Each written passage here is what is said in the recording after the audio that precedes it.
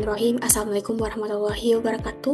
Perkenalkan, nama saya Nurul Saira dari Program Studi Sistem Informasi SI24A. Analisis model CCPC dan strategi keunggulan kompetitif melalui hubungan pelanggan. Nah, di mana tujuan presentasi ini adalah untuk menghitung nilai ekonomi pelanggan budi yang menentukan apakah budi ini termasuk pelanggan bernilai tinggi atau tidak. Nah, sebelumnya, Customer Probability Analysis atau CPA itu adalah metode untuk menilai seberapa besar keuntungan dihasilkan oleh seseorang yang oleh seorang pelanggan dibandingkan dengan biaya yang dikeluarkan perusahaan untuk melayaninya dalam model CCPC.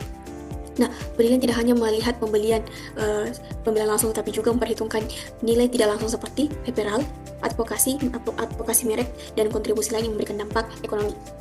Nah, langsung saja kita masuk ke intinya, yaitu data kasus.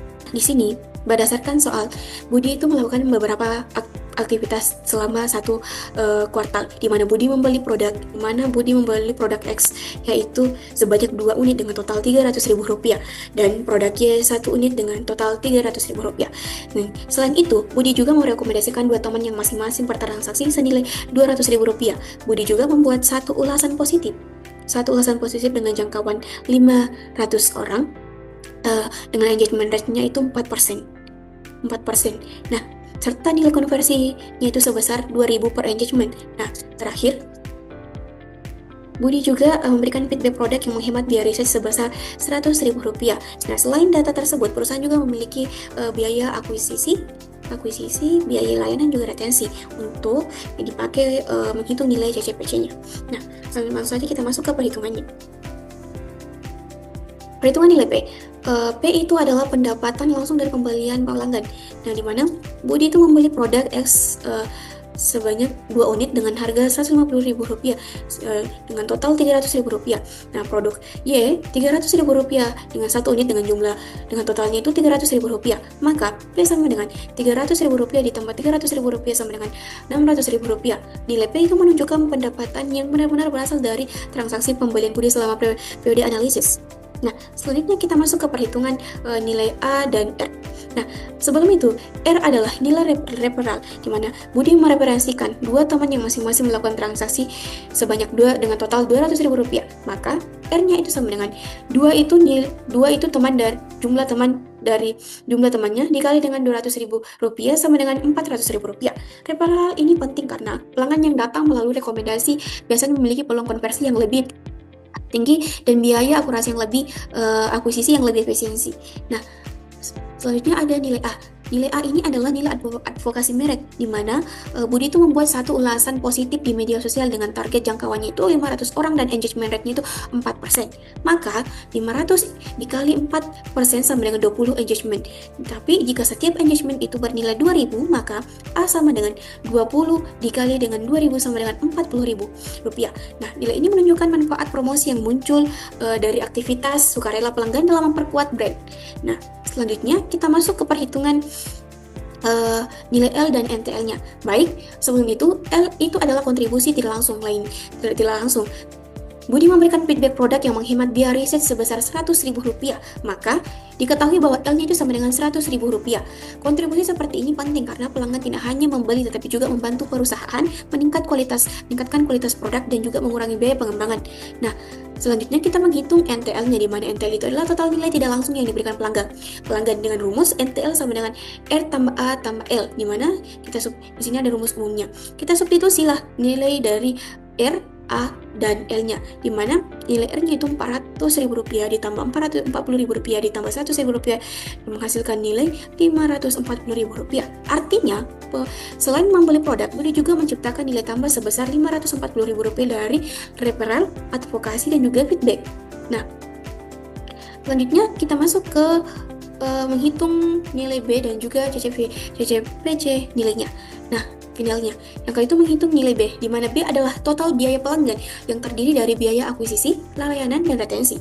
Nah, perhitungannya begini. Nah, sebelumnya diketahui total biaya akuisisinya itu 3 juta untuk 60 pelanggan baru, di mana B dengan rumus BA sama dengan 3 juta dibagi 60 pelanggan baru sama dengan Rp50.000. Nah, selanjutnya ada BL, di mana biaya layanannya itu, di mana diketahui BLN itu Rp1.200.000 untuk 60 pelanggan, di mana BL-nya sama dengan Rp1.200.000 dibagi 60 sama dengan Rp20.000. Nah, selanjutnya ada BRB Riture, biaya retensi, di mana diketahui total biaya retensinya itu Rp900.000 dengan 60 pelanggan aktif, sama dengan BR sama dengan Rp900.000 dibagi dengan 60 pelanggan aktif sama dengan Rp15.000. Sehingga rumus umum dari B itu B sama dengan BA ditambah BL ditambah BR. Nah, substitusilah nilai B-nya ini ke dalam rumusnya, di mana Rp50.000 ditambah Rp20.000 ditambah Rp15.000 sama dengan Rp85.000. Ini berarti total biaya yang dialokasikan perusahaan untuk melayani satu pelanggan pada model ini adalah Rp85.000. Nah, CCPC finalnya itu dimana kita masukkan ke rumus terakhirnya, dimana CCPC final dengan rumus P tambah NTL dikurang dengan B. Nah, kita substitusilah angka-angka di atas, angka-angka yang kita dapatkan tadi ke dalam rumusnya, dimana diketahui P-nya tadi Rp600.000 ditambah Rp540.000 dikurang dengan Rp85.000 dengan menghasilkan CCPC-nya sama dengan Rp1.055.000. Jadi, nilai CCPC Budi adalah Rp1.055.000. Nilai ini menunjukkan kontribusi bersih pelanggan setelah dikurangi biaya yang dikeluarkan perusahaan. Nah, adapun interpretasi hasilnya, hasil CCPC yang positif dan besar menunjukkan bahwa Budi ini adalah pelanggan yang sangat menguntungkan. Budi tidak hanya memberikan pendapatan langsung dari pembelian, tetapi juga memberikan nilai tambah melalui referral, ulasan positif, dan feedback produk. Karena itu, Budi dapat dikategorikan sebagai pelanggan bernilai tinggi. Nah, selanjutnya, adapun rekomendasi CRM, di mana berdasarkan hasil analisis tadi, perusahaan sebaiknya menerapkan strategi CRM yang berfokus pada retensi dan penguatan hubungan, dan rekomendasi yang diberikan antara lain program loyalitas premium, referral program, dan juga layanan personal yang lebih prioritas. Strategi ini penting untuk mempertahankan pelanggan bernilai tinggi seperti Budi dan memaksimalkan probabilitas jangka panjang.